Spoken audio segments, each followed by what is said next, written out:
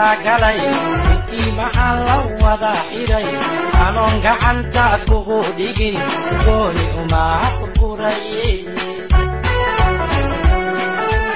arrimahan iswada galay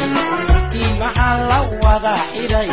anoon gacanta kugu dhigin gooni uma furfuraye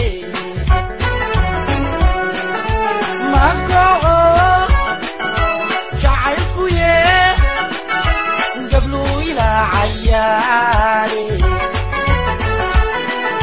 مقو جعلكو يه قبلو إلى عيالي غفرتنكي حالي مركان قوغو شاكو تغي قائغي يكون يا كوايا يقربكي